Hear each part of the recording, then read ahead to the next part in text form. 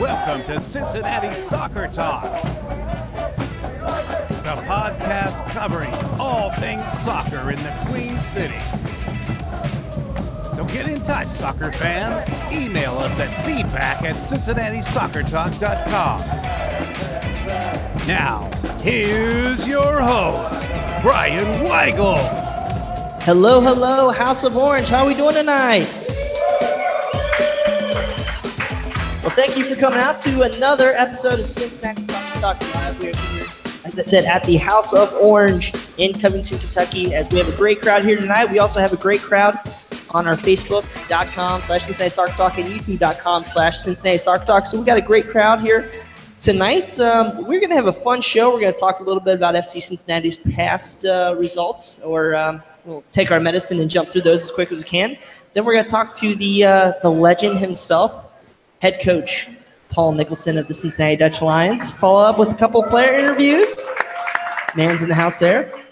And then we will talk about a team from up north later. I don't know if I can say Itchigan around here. I don't know if we can say that or not. So, guys, my name is Brian Weigel. I am your host for this evening. A little bit different than the normal baritone voice of Nick Superling, but I'll do the best I can to help you guys out through this evening. Sorry, we had a couple technical glitches. The mafia from Detroit somehow infected Brad's computer with a virus of some kind, so we will blame those guys for everything under the moon if we can. Guys, how we doing? Rob Pierce, everybody? Rob? Hey, everybody, how we doing tonight? I learned something today. This is a pretty cool place here. Believe it or not, I work about 100 yards behind us. I've seen it, never been in it before. A couple of coworkers have said, hey, that's an FC Cincinnati bar. They have the lion up and everything. And I said, no, it's not the same lion. And I also learned... It's a better lion. Yes. It's a better lion. A winning lion. That's right. I also learned the last few days that that Northern Guard up there in Detroit, they're... I have to choose my words carefully. My daughter's watching. So I'll say interesting. They're interesting, right? What do we all think of the Northern Guard? Well, we're going to talk about them. We're going to talk about a little bit of Lansing here tonight as well. So we also have Ken Hedger. Ken, how are you? I'm doing pretty good. I guess I drew the short straw with the short stand here. I'm back off of IR. I'm glad to be here, and welcome to all the CDF Lions. That's all I got to say. There we go. Cincinnati Dutch Lions. That's a normal stand for you, Ken. Boston Brazil, our fourth wheel here. How you doing, Boston? Doing well. Happy to be out here at House of Orange. I'm a frequent patron, and I love this team. I'm a big Cincinnati Dutch Lions fan. Went to every game last season, and this is, to me, the next step for Cincinnati soccer. If we can get out and support our PDL team, I think we've made it as a soccer city. Well, absolutely, 100% agree with you. Real quick, Boston, as you said, you've been to pretty much every Cincinnati Dutch Lions event over the past couple of years. Give a bit of background about what you do for the club. Well, the past season I ran social media, so kind of worked up in the press box, helping Brandon out any way I could. But really, honestly, it's just a fun club to be around, and I'll do anything they ask because I'm a sucker like that. You're a sucker. Like, well, Brandon Ponchak as well. It's a general manager. He's a great guy. He's helping us out here. So props to them about getting us out here to the House of Orange Sports Bar and Grill in Covington, Kentucky on Johnson Street.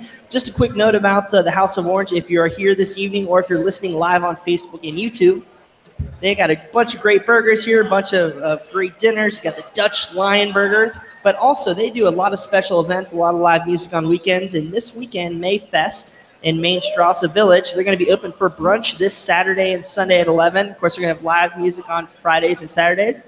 And come get some food before the Reds game, the FC Cincinnati game, the Dutch Lions game on Sunday. So make sure to come out here. So before we get into the Dutch Lions here in a minute, let's recap the USL side, FC Cincinnati's 4-1 loss. Do we have to? I was just going to say, do we have to? Do we have to? Well, that's kind of the deal. kind of take our medicine a little bit here. We had some high hopes. Still, FC Cincinnati still in first place, so we'll deal with that right now. But quick recap of the game. As it says, a 4-1, but we ran out a little bit different lineup. We had Michael Hood, Kenny Walker, Richie Ryan, and Corbin Bowden in the midfield. That's the first time either of those four guys have been on the pitch at the same time, and we kind of had some mixed results here or there, guys. I guess going back through the first 15 minutes, 20 minutes of the game, I thought FC Cincinnati played pretty well. Had a couple of hiccups here and there, but things kind of started late in the first half when Charlotte scored their first goal in the 38th minute. They played a ball up the left-hand side to Jorge Herrera, who crossed to 111 MLS appearance player in Cordell Cato, who got the ball right around the penalty spot and put the ball past Spencer Ritchie. It was kind of an interesting little play, I guess, where Blake Smith kind of committed on Zayed, who actually Blake Smith pulled right around halftime, and, of course, left Cato open. Second goal of the game was right towards the end of stoppage time, free kick. Lasso had a header out of the box, which landed at FC Cincinnati foe, Alex Martinez, who beat Kenny Walker, a couple other players, laid it off to Jan Ekra, who blasted home and put up Charlotte 2-0. So what do we think about the first half of that game, guys? Well, it was a rough first half, honestly. We played okay for 20 minutes, but in my opinion, I thought both teams came out sluggish. I thought Charlotte came out sluggish, FC Cincinnati came out, and that's why we saw 0-0. Mm-hmm. And then Charlotte found their footing before we did and came out and put one goal on us.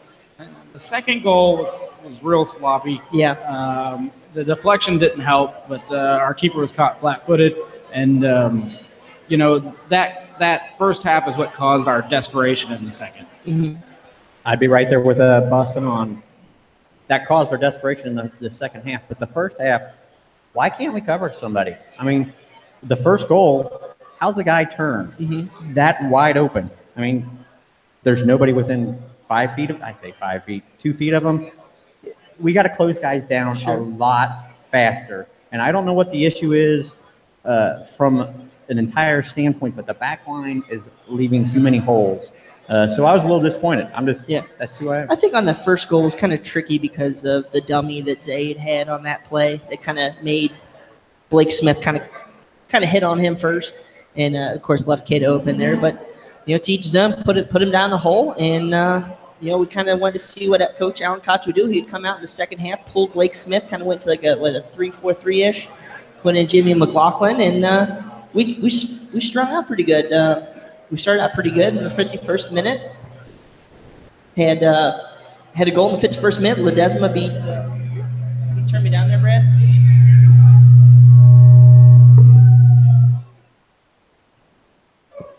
Woo-wee. Blew out my eardrum there. Sorry about that, everybody. Got to bring Ben Napa back to do the producing scene. I can give my twin brother Brad some crap over there. It's all right. So in the 51st minute, Ledesma, Magic Man Ledesma sprung on a great ball through to Danny Koenig, who one-touched the keeper, finished his chance, which he's been having some issues with this season, and kind of got FC Cincinnati back on the board. We felt pretty good. I loved how, Cincinnati Dutch Lions guys might think a little bit different. I loved how Ledesma kind of, after Koenig scored, Ledesma went, grabbed that ball, basically said, "Game on, let's go." He's a gritty guy. I kind of love that attitude about him. And it felt pretty good. It felt good about the game. And then, of course, 5 minutes later, Alex Martinez intercepted the ball, a sloppy turnover, put a great pass to Jorge Herrera, who had this just wonderful. If you're a fan of soccer, you love seeing that little back heel to Kay Vosser, who put it home. And my question on that to you guys, with this group of new four midfielders kind of playing together for the first time, what was Kenny Walker and Michael Hood doing on that play? I saw that this was a struggle all game long. I didn't think these I want to call it Richie Ryan, Kenny Walker, and Michael Hood. They're all kind of the same type of player, and there was a difficult communication there, and I think it caused a struggle all game long. And I think Charlotte just found the gaps in that back line. a line right in front of our back line, I should say. So, Rob, what do you think? I kind of think the whole squad appeared to be in second gear for whatever reason. Hot, humid. They haven't played in this kind of temperatures yet this year. There might be something that's hard to simulate in practice, I'm sure. But these guys have been so much better on the road than last year. So this is a game that I'm not really too upset about. This is one that you kind of discard and then move on to the next one because I'm sure that's what the boys are doing.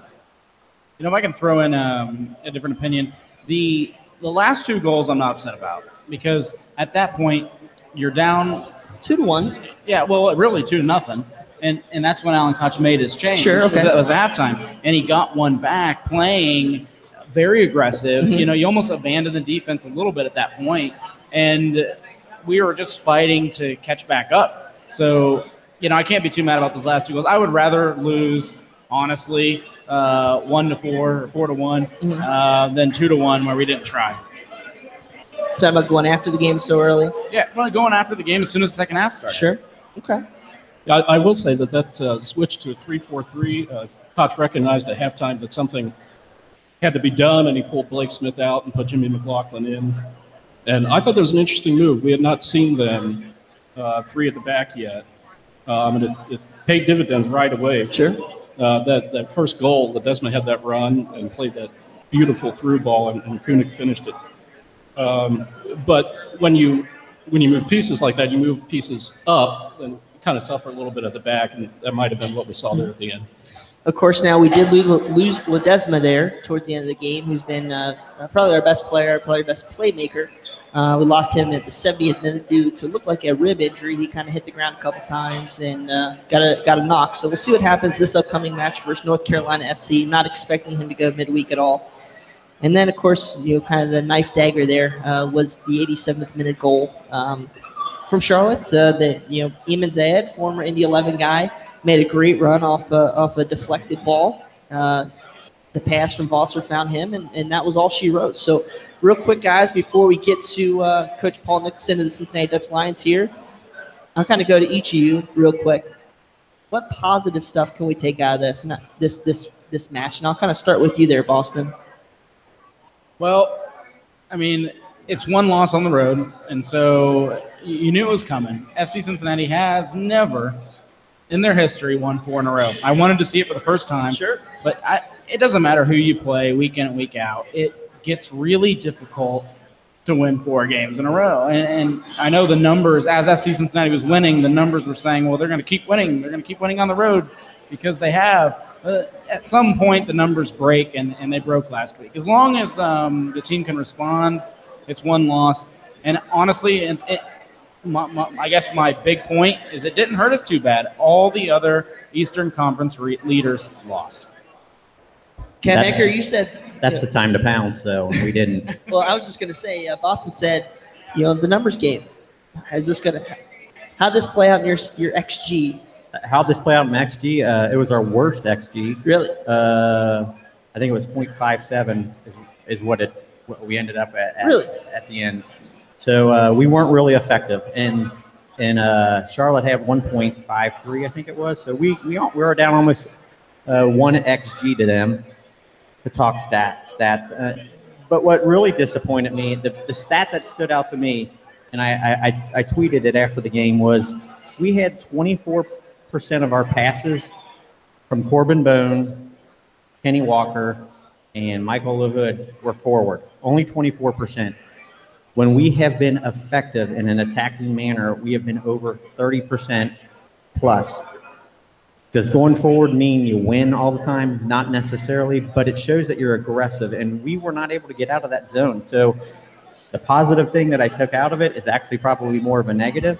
We found out that I don't think this formation or these 4 midfielders work in that formation.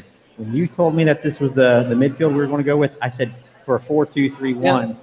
And you said no, 4-4-2 diamond, and I was like, I just didn't see where the other offensive player was going to come from other than Bone. That was tough. You're right. So yeah, because we've been playing with McLaughlin or Nas in that 10 role. So exactly. Final thought there, Rob? If you look at the game itself,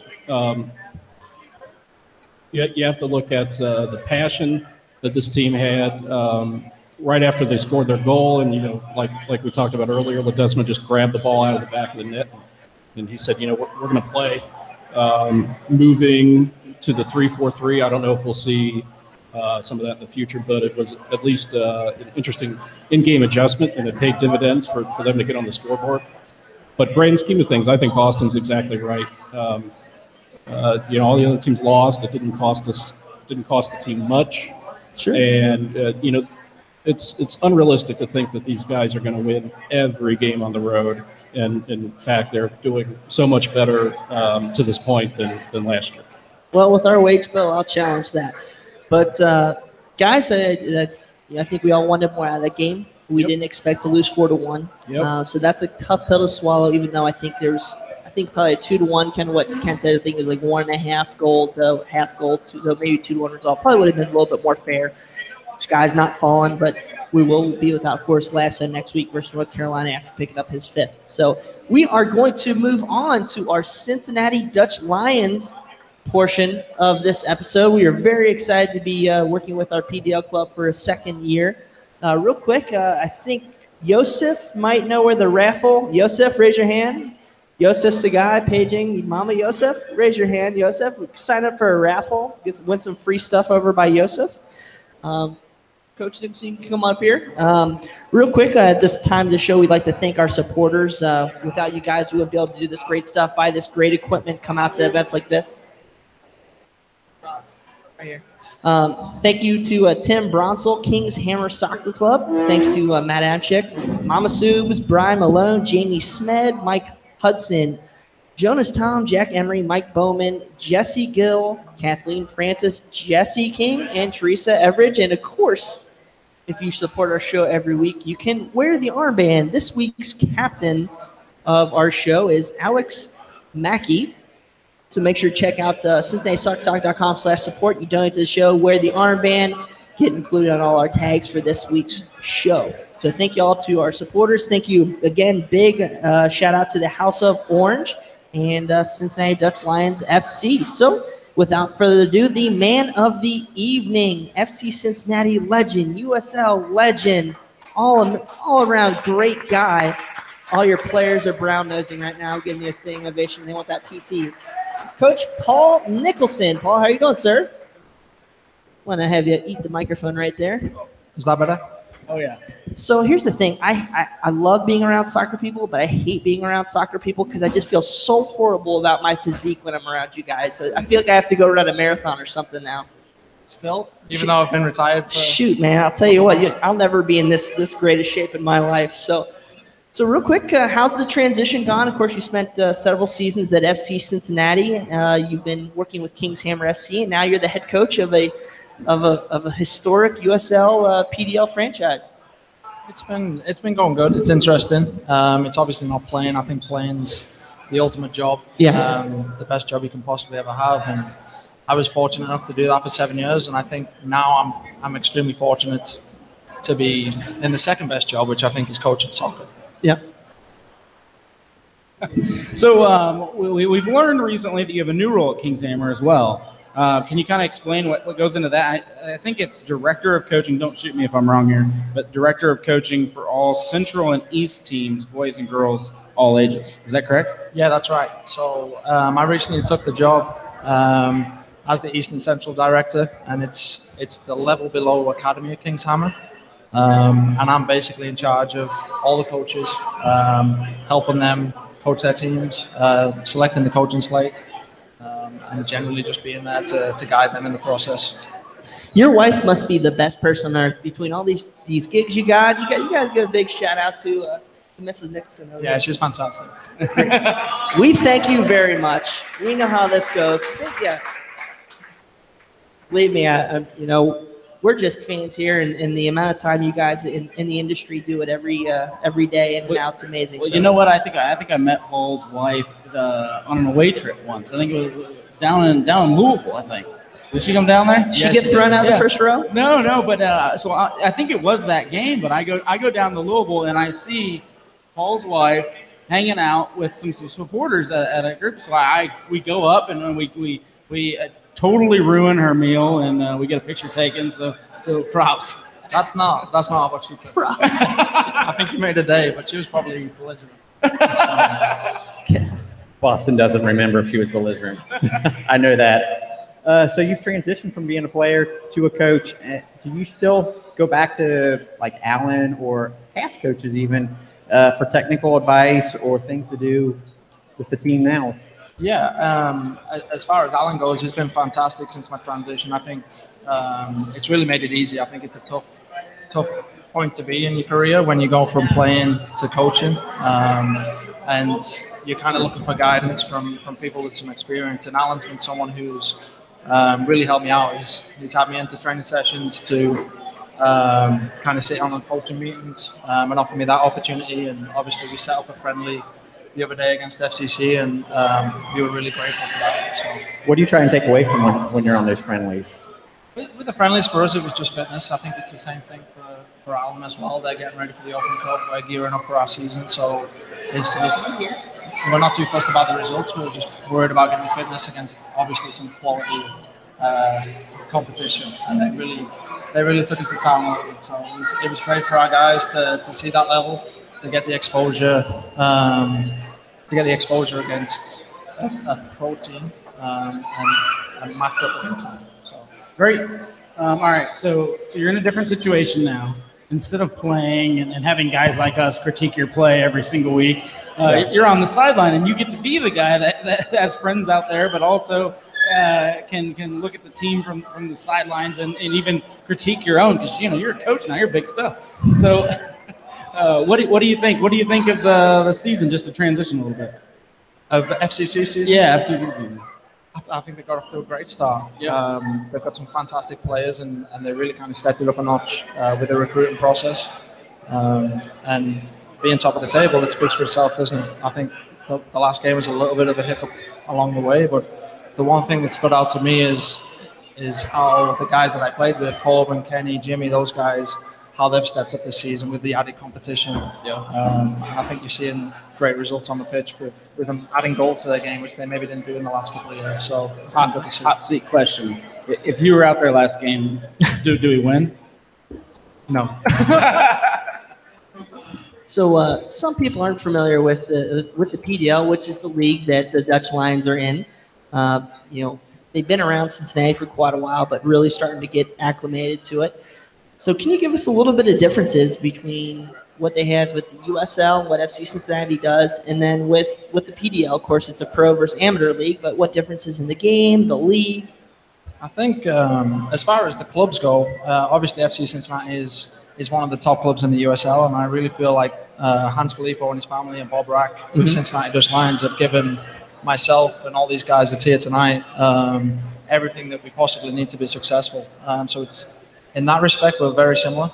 Yeah. It's just like you said, it's a pro versus amateur setup. The PDL, for those that don't know, is the highest amateur level in the US, and a lot of the guys that sat here will go on to have great careers in the game. And it's just a great time to come out and see the next level of US soccer, I think. Real quick, 81% of players taking the Major League Soccer draft this past year were from the PDL. So if that tells you anything of players on the upswing of their career versus, NPSL might have some older players, stuff like that, which we'll probably see midweek in Detroit. Yeah, and I think the number's even higher in the USL as well. So I know it's a league that I played in, and I don't think I've played with many guys in the USL that didn't play PDL at some point. Mm-hmm. So you're taking over the PDL team. What are your goals? How do you adjust that? I mean, you don't have the same players every year, I assume. I'm assuming. So what are your goals every year, or this year, should I say? I think just going back to what I mentioned about the ownership group, they're very ambitious. I'm very ambitious, and I want to win a championship every year, or at least give it a good crack. We're in a very competitive division in the Great Lakes. And we play Michigan Bucks, they're probably one of the oldest PDL teams, and they've been historically very, very successful. And then when you add a team like Lansing from the NPSL, who've also historically been very successful, it makes it tough, but I feel like we've got the players to do very well this season. So with a follow-up question, how many teams make the playoffs from the region? From our region. From your region. Yeah, so it's the top two. The top two. And how many regions are there? That's a great question. Too many. There's Yeah, too there's a many. lot of regions. Okay. So, And do you have to finish the top two? So we're all on this U.S. Open Cup hype. But what would the Dutch Lions need to do to hit that Open Cup? so that's it. So you'd have to get in there. The top two or just the top? I think it's the top two. Okay, Yeah. cool. Yeah, so we had some conversations off air with how badly we won a Cincinnati Derby. But how wild would it be to have a meaningful Cincinnati Derby at that beautiful stadium in Northern Kentucky? Would that be incredible or what? You talk about it. Amazing. Yeah. Yeah, I think it'd be fantastic. if we Home get that going. game for you guys. We need That would be perfect. a dream scenario. Work on it, U.S. Open Cup. We have to bring some temporary stands or, just bring our beers in the parking lot. Well, have fun. So, real quick before we wrap up here, can you give us a little bit of, kind of your expectations for this weekend, the start of the season? Of course, you play at 4 o'clock on Sunday at NKU Soccer Stadium versus former NPSL side, now the newest PDL side in Lansing. Yeah, it's going to be a really tough game. As I mentioned before, Michigan Bucks are another team in the division who are very strong, and Lansing played against Michigan Bucks the other night and got a 2-2 draw. So it's going to be a big test for us. They've got some very special players. But as I've mentioned as well, I think we've got guys that can match them, and we're going to go out there, we're going to give it a great crack and see what the result is. Do you have any final thoughts for our fans?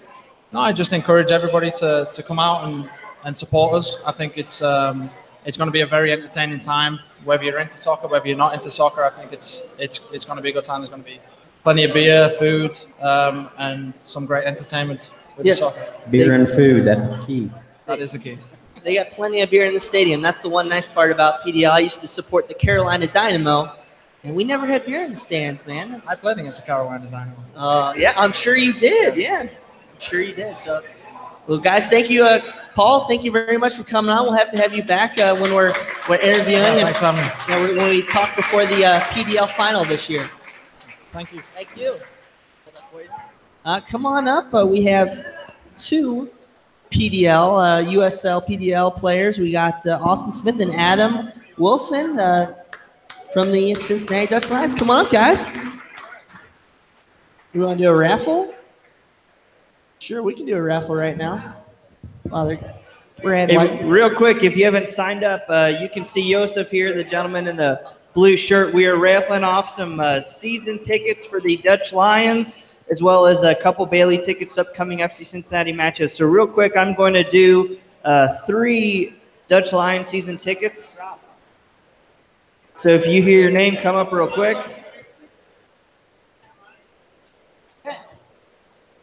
We are going to have Julie Mattingly. Julie Mattingly. She's up here. Winner, chicken dinner.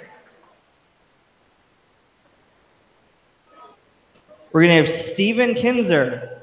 Steven Kinzer, come on up. You won a pair of Dutch Lions season tickets. And the final one will be Tim Harris. Look at you, Tim Harris. That guy wins everything. All right, so if you haven't gotten your name in the raffle yet, Joseph has tickets. Joseph, wave. Joseph, wave here real quick. Wave. He can't hear. Joseph has some raffle tickets for you, so you can approach him, sign up, and we'll draw some more season tickets later, as well as some Bailey seats for the upcoming match against North Carolina and Louisville. All right, guys, now on to our next segment of the shows. I've been really excited to talk to these guys. We got Austin Smith and Adam Wilson here from the Dutch Lions. Am I saying Smith, right? Smith? Okay, cool. Smythe, right? It's not Smythe? Smythe. Yeah. Oh, my God. My last name's Weigel, and you think I'd get names right? Or I talked to this guy beforehand. You'd think. So, guys, we'll start with you, Austin, since you're a returner here. Tell us a little bit about yourself, where you're from, what college you go to, and where if you played summer ball before. Yeah, so I'm a local guy from Cincinnati, Ohio.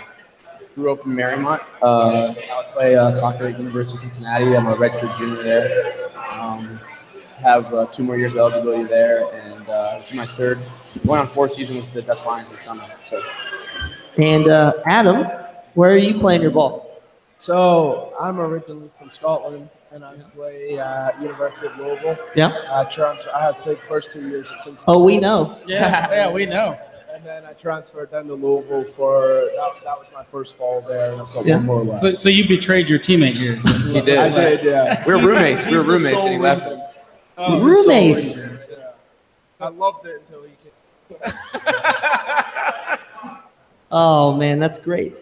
Well, real quick, guys, what is the opportunity playing in the summer for the Dutch Lions or PDL? What does that do for you and your career? What is the opportunities does this give you guys? Sure. I mean, the PDL is probably the highest, league you can play without being professional. So what Dutch Lions does for us, I mean, essentially is gives us the opportunity to develop our skills in the summer, take them into obviously the fall with college, but develop them in the summer with the PDL, and it's just like a path to pro. So I mean, all the guys, I think a lot of the guys that play for FC, a lot of the guys in USL and PDL, all are former PDL players. Yep. So I mean, I think it really gives us a great opportunity to play professional. All right, real quick, since I have you on the mic, you played against FC Cincinnati for UC. Right. Then you also, I'm guessing, you played in the friendly the other day. Sure. All right. Well, which one was tougher, and which one did you enjoy more? There were two completely different atmospheres, I guess, because the one against UC, I mean, there's probably 1,500, 2,000 people there under the lights at Gettler, nice so night. it was super cool atmosphere. But the one in closed setting, it was a good, 60-minute kind of friendly exercises, I guess what they call it now. But Who won? I think the final score was 1-0. I think. Xavier kid scored for us, so I don't know if that we can count it or not. Yeah, but it was a good show. I mean, they threw a lot. They only played their starting, I think, guys the last 15 minutes, and but I mean, it was super good. It was a great atmosphere. I mean, obviously playing them for college, but being able to play against them with the Dutch Lions, I mean, it was great. I mean, I thought we both enjoyed it. So I mean, Adam got to play with the guys, I think, the first 45. So Yeah. Well, they needed a player. Oh yeah. And I think I practiced with them last spring. Yeah. So I think it was easier for them just to say, yeah, come in and play for the first 45. Very cool. So I got to play with them, which was a cool opportunity. So can we asked Austin earlier, what opportunity, what do you take away from playing in the summer ball? Is it just ways to keep your fitness up? Are you trying to build up towards your college season? What's your overall? I mean, I think obviously you're keeping your fitness up if you're playing all summer, but I also think that you're probably missing a lot of the opportunity PDL can give you if your only purpose in it is to get fit or stay fit. Yeah. I mean, there's a lot of players you see. I was looking at their Instagram page. You see a lot of them. There's multiple players that may not have been highly coveted in college, not seen as great players, but then they come and play PDL, and it's like, wow, this player's a good player, and then they end up MLS or USL. So it is, obviously the main way that you get seen when you're playing is through what you do on your college team, but there's multiple opportunities through PDL to get to that next step. Yeah. Well, it's the tough thing about college ball is you play your main schedule in the fall. Right. You don't do much in the winter. You have 4 weeks of play in the spring, and so. Right. It's hard because this is my first summer PDL. Okay. And I've noticed that coming into preseason and the first few games, it's like the last time I played a really intense, meaningful game was, a year ago. Yeah. So to have a year off without that, because you're still playing, but that competitiveness isn't there. So to miss a year and then think that you can just jump back in, it doesn't work like that. It takes a good few weeks, few games to get back to that level. So did Louisville and Cincinnati play this year? We didn't. No, we didn't. They're lucky. They got a pretty good side there. They got a pretty good side there. I think Adam helps them out. We miss Adam a little bit. Do we have the fall schedule yet? Not yet. I don't think we're playing. I think I took a sneak peek at ours, but I'm not sure if you guys saw yours. But I don't think we're playing. We haven't seen ours. It's not been finalized, I don't think. But I don't think we're playing. You get to travel some pretty cool spots in North Carolina. I worked at a school in the ACC country, so I got to see a lot of great college soccer. Of course, UC gets to do a lot of great things as well. So, Boston, you can take your next question. Yeah. So you guys so Cincinnati is obviously a growing soccer town. And really, in the last 3 years, we've seen a boom. And what would it mean for you guys to see a crowd come out? I'm not talking like Detroit City FC level, but to see some of that soccer success, this hunger that the town has to come out and support you guys on Sunday? Well, I think that, like I was just saying about the competitiveness when you're playing, I think that sometimes you can go into a PDL game and the stakes aren't very high. You don't think, oh, this is a big game, but then you walk out there, and if there's a big crowd, a lot of people making a good atmosphere, you're obliged to go out and play your hardest, compete, because they're giving out, whether it's a Sunday afternoon, they're paying money to come and watch you. So it kind of energizes you and makes you feel like, I got to go out and compete and play better. So, I mean, it just naturally makes everybody play that bit harder. Yeah. Going off what Adam said, it definitely gives us that extra boost, especially when we're out there, if we could get that support. But, kind of what you said as well. I mean, how big Cincinnati soccer is, growing here in the city. I mean, it'd be huge to, certainly get some support for the Dutch Lions this summer. Well, so I watched the Cincinnati Dutch Lions last season, and one of my favorite stories, honestly, is you guys had a keeper named Zeus de la Paz last season. Great keeper, and he goes on and he moves over to England, and he's playing in it was the second, third division, second league, second league in England, and that's what can happen here, and that's what I want to see Cincinnati fans get excited about is you are watching the future, and I'm not saying that necessarily you're watching the next FC Cincinnati player. Hopefully. Yeah, hopefully. But you are watching a player that could go to MLS. You're watching a player that could go to USL, and you're going to sit there and say, I watched that guy at NKU. I mean, I was even excited sitting in the press box for the UC game, and Smythe breaks through like real early in the game. It was in the first 10 minutes, and he has a run towards the goal. And I was like, I watched this guy in the press box at NKU. It was awesome. Well, we appreciate you guys. The amount of work y'all do. Your group over there seem to be a bunch of great guys. We're very excited. Can't wait to come out. I think you have like 8 or 10 home games this year, so we'll make sure to do as much as we can to make sure you guys get enough publicity out there. Real quick, we're seeing some new kits on you guys this year. Can you stand up and model here? No we doubt. got the Mercedes-Benz of Fort Mitchell. I got the home one on. Hey, can we get a shout out from the crowd for these new kits right here? I mean, they were gorgeous last year, but this is a step above. They tried to get us wear the full strip, but the ladies in the crowd are asking for a turnaround, so I don't know. Let me turn around. There you go. Number 10, okay. Is that your exact numbers too? No, I'm 23. Say your numbers real quick so everybody knows. I'm 13. I'm 10 for, you mean now? Well, no, on the field when you. Yeah. This is our numbers. I'm 13 and he's 10. Awesome. Well, guys, make sure to check out Austin and Adam, and we appreciate you guys coming on the show. And hopefully, again, I said we'll talk to you guys hopefully here and around playoff time and around championship time. Sure. Yeah. Thanks, guys. Thank you, guys. So real quick, do we have any more raffle items? Yeah, I got 3 more family pack season tickets for the Cincinnati Dutch Lions. All right, first game is this Sunday, 4 o'clock, and Alex Yersky. Alex Yersky is a winner chicken dinner. There you go. All right.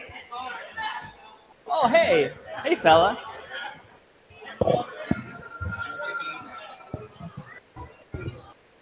The next winner is Adam Fritz. Hey, how about that? Lucky table. No problem. And the final one here is Wendy Burrig. Is that right? Yeah, Wendy. All right. And congratulations. Some good Dutch Lions merch right here. For all those who didn't win, we have one free admission for you. So when the show's over, come on up and we'll hand out a free ticket for you just for coming out tonight. And plus we will, after this show's over here, we will raffle off. We have some Bailey tickets to this weekend's game and next weekend's game. So thank you for coming out. We'll finish up here shortly. Hey, Boston, can you fill our listeners as well as the crowd here in on how they can buy season tickets and as well possibly benefit Cincinnati Soccer Talk? Yeah, sure. So if you guys have not purchased tickets or season tickets yet for the Cincinnati Dutch Lions, and that's something you're interested in, you can head to their website, purchase season tickets, and when you're buying tickets, there's a drop down there that says, "How did you hear about us?" If you pick Cincinnati Soccer Talk, you are helping out our show, helping out us do stuff like this. And once a month, we try to get out in the public and do these live shows. So we appreciate any support we can get here. So real quick, we have a couple guys of Cincinnati Soccer Talk in the crowd this evening, not here or not on the show, but Bill Wolf. Bill Wolf, can you raise your hand, Bill? Say hi, Bill. And Yosef Sagai. Yosef? He's not paying. Oh, there he is. There we go. Am I missing anybody? Good? Wolfman gets his signal, his sign even done. Bill Wolf was at the Fan Fest, so we're all gonna, or fan meeting, so we're all gonna ask him about the MLS announcement at some point. I'm all sure. Hey, real quick, I was told to make sure that those beautiful kits we saw earlier. Yeah. Mr. Paul Nicholson designed those kits, and so we're maybe one day we'll put up a poll and says, who designed it better, Paul or DJ? Let's be real. We all know Paul's wife designed them, right? Am I right? Right? Yeah, she had the final approval. Yeah. So, again, thank you for all you do. Real quick, we have about 15 minutes here and a lot of stuff to go through, so we'll tear on this real quick. Yosef will come up here in a couple minutes and have a little Jimmy Kimmel-esque skit regarding mean tweets that we've received over the past couple weeks. So real quick, we're going to preview the FC Cincinnati versus Detroit City match this Wednesday at 7:30. And I don't know what you guys have been thinking, but boy, has the past week and a half of social media been a blast. Not. No? That's putting it mildly. All Cincinnati soccer fans are evil, apparently, to the 22 followers of the Detroit City FC. So, the one thing that, this game seems, in their eyes, to be meaningful match of, soccer Goliaths and soccer Davids and all that stuff. And I'm not sure I buy it. It's a great and important game with one of the biggest amateur clubs in North America and in an up-and-coming professional club with FC Cincinnati and Detroit City FC. The one thing I saw with Dennis Bergkamp, and this is actually a quote that Detroit City uses quite a bit. When you start supporting a football club, you don't support it because of the trophies or a player or history. You support it because you found yourself somewhere there. You found a place where you belong. And I think that's something that we all kind of need to think about a little bit more when we're on social media and everything with Detroit City and FC Cincinnati. I mean, we're here, we're a group, we support something we love, we support Cincinnati soccer. And so I think it's kind of been interesting with all the love-hate going back and forth with one another. So real quick, let's preview our opponent, Detroit City. Do you want to take this, Ken? You want to preview? I really. You don't know? I don't. Oh, it's just because they're not they're not USL? No, yeah, it is. Screw them. I mean, I love it. Of all this love I was talking about, we get that. I know Josh Gatt. That's it. Josh Gatt. Okay, so this is one of the bigger amateur clubs in North America. Plays in a different league than our beloved Cincinnati Dutch Lions. They play in the NPSL, which is some college players, but a lot more players that have moved past their prime playing days. Some older players traditionally. They're known for their stadium, which is Keyworth Stadium, which is basically supporters fundraised almost $750,000 to renovate the stadium, and they've packed it week in, week out. 5,000 fans each week, nearly 6,000 fans this past season. It's their 7th season, and they talk a big game. They've loved FC Cincinnati from the start, though, or haven't they? They've hated us. I mean, but they came up with the plastic fans comment. True, but I mean, I got to give them credit. I mean, they're emotional about their team. They're proud of their team. It doesn't make them better, though. And Sure. it's like I mean, somebody else has said it. If you don't have skulls and bandanas, you're on a real supporters group.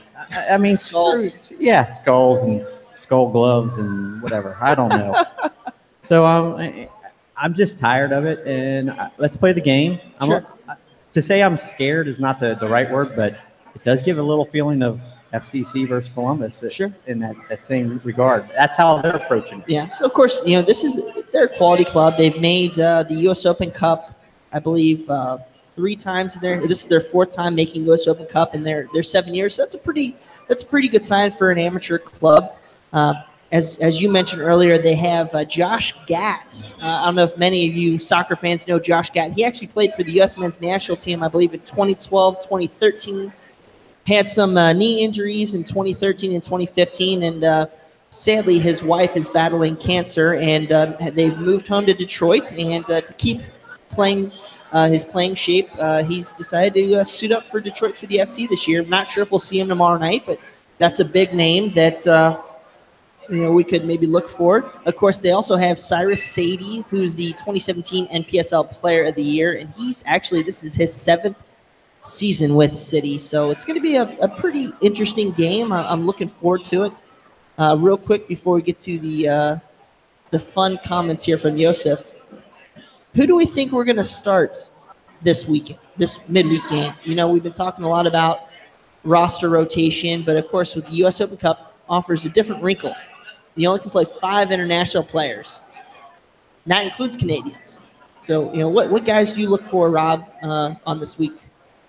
Well, to start with, Forrest Lasso in the back, since he won't be playing on Saturday.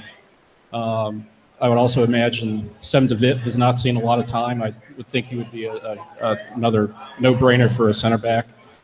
Boehner on the right, perhaps Lang on the left. I would look to see Cicerone in the midfield at some point. Cicerone. I would say Newton is just coming back from his injury. He was in the 18. He could be a good goalkeeper spot. Village is his backup. Amiobi up top. He hasn't seen a whole lot of time. Haber. I don't know how many international players I've just listed. I was just going to say, what are you 4-1-1-1-1-1? What are we doing here? Ken, what do you think, bud?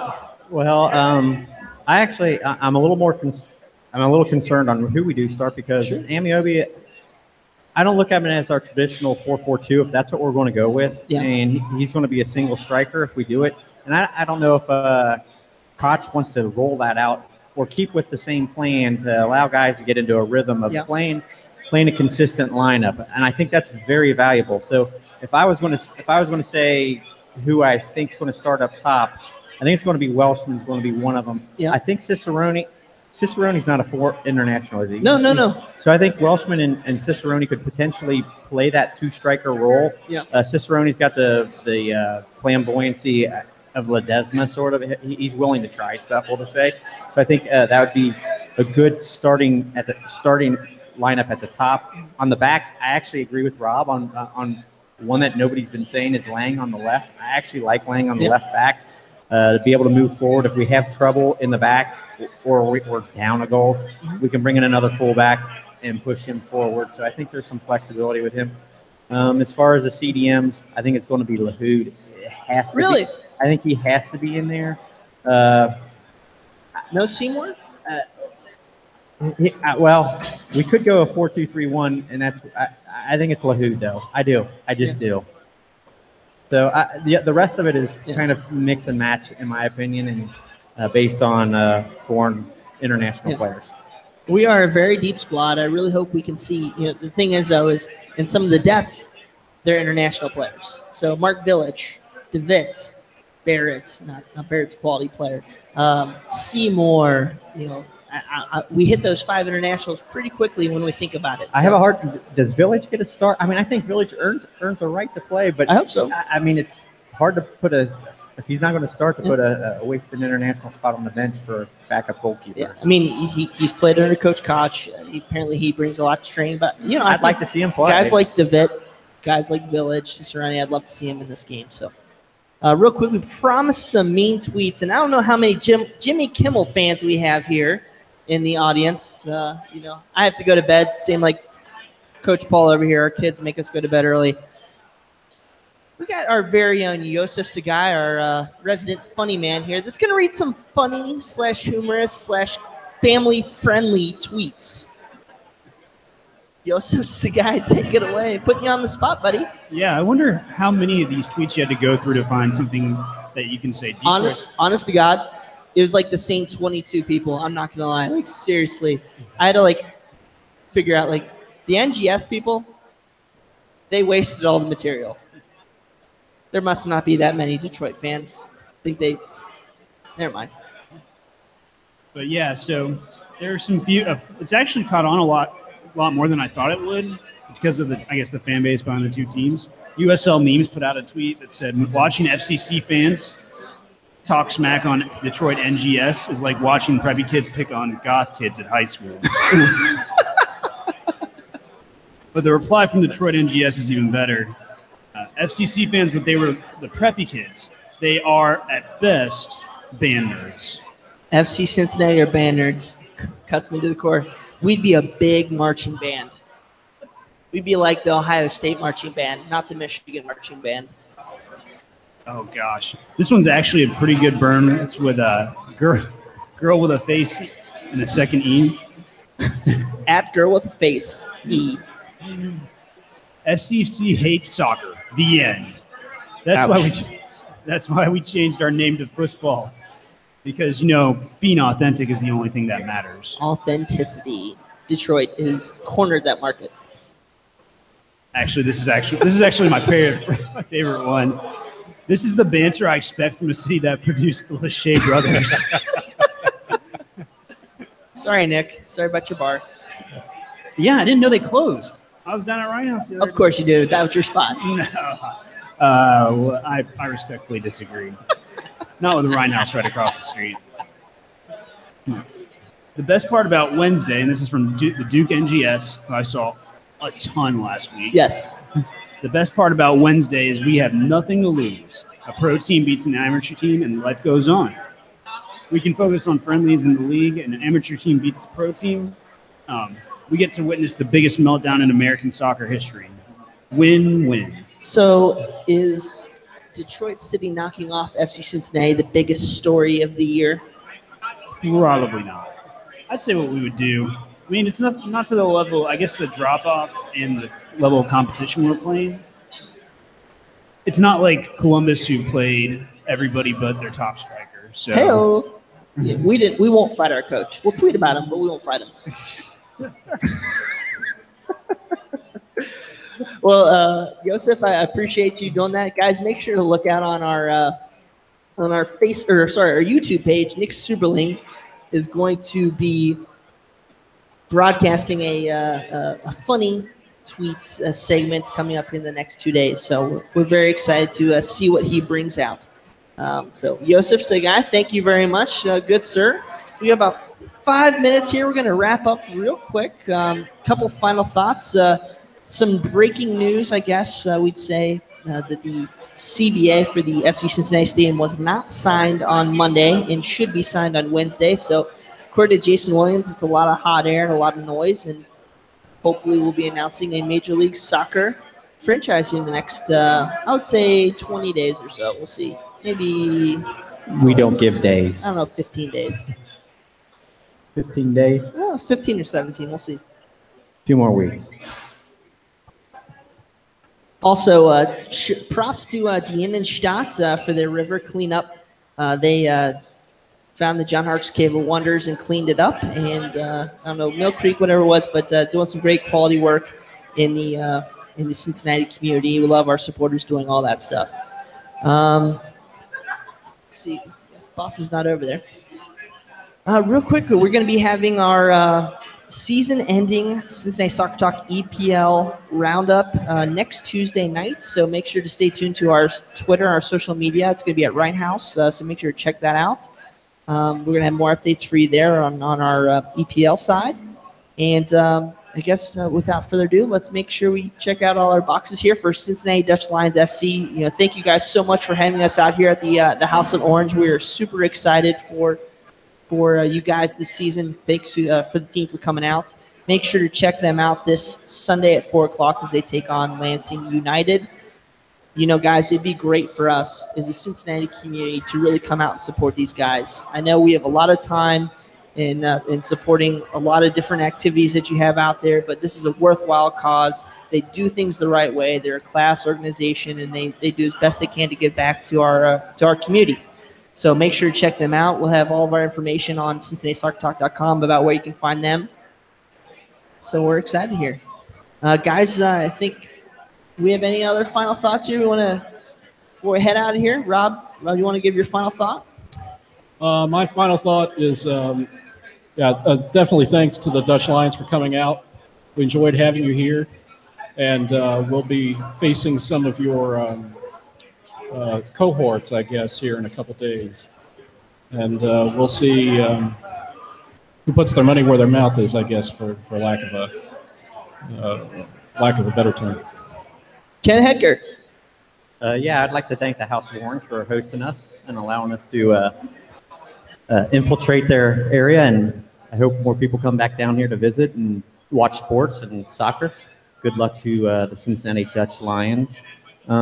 Also, if there's anybody else in here like me who did not get a U.S. Open Cup ticket, I will be watching the game from the garage, probably on the 3rd floor. It's a beautiful view. Come join me. And the son of our podcast biggest fan, Yosef Sagai. One thing I'll say, Brian tweeted it earlier this week. There is cancer treatment isn't cheap, especially for somebody who is going through a time of unemployment. So Josh Gatt has a GoFundMe out. Brian tweeted it, and I think a few of us retweeted. I can think of nothing better than to punish Detroit City fans with our kindness. And like, how can you hate us if we're helping out? You're new, and I guess really for that team, probably going to be the face of that team going forward, at least this season. So keep an eye out for that and donate if you can. Real quick shout out to Christian Martinez, former FC Cincinnati loanee, I guess you could say, played one game in Bethlehem for us, but he made the preliminary roster for Panama. Shout out to Charlie Hatch for pointing that out. So he could be in the World Cup. So a former FC Cincinnati player could be in the World Cup. So that could be that's pretty exciting. He only played a little bit for here, but I still think it's pretty cool. Of course, you didn't hear much about North Carolina FC on this week's show. We're going to be talking to the 6 Point Weekend podcast on Thursday night. We're going to talk to Chuck Givens to give a little bit of a preview of that match. So make sure to check that out. And again, a special thank you to our host this evening, the House of Orange Sports Bar in Covington, Kentucky, 433 Johnson Street. I'm trying to decide what I'm going to order here after the show. Definitely the Dutch Lion Burger looks pretty solid. So it's a good name, too. Good vibes, good karma. And make sure to check them out this weekend, especially Mayfest down here in Main Strasse. They're going to be open for brunch Saturday, Sunday, beginning at 11. Live music Friday, Saturday. Grab some food before the FC Cincinnati, the Reds, the Dutch Lions games. Really come down here. This is an awesome place, and I wish I had all these TVs in my house because it's insane. So for Yosef, Boston, Ken, Rob, Brad Weigel, Bill Wolf, Mama Sagai, this is Brian Weigel. Thank you all for coming out to this week's show. And again, listen, subscribe to our @Cincy Soccer Talk on Twitter, Facebook.com/Cincinnati Soccer Talk, YouTube.com/Cincinnati Soccer Talk. Shout out to Nick Suberling producing from near Detroit. And we will talk to you again next week. Thank you all very much.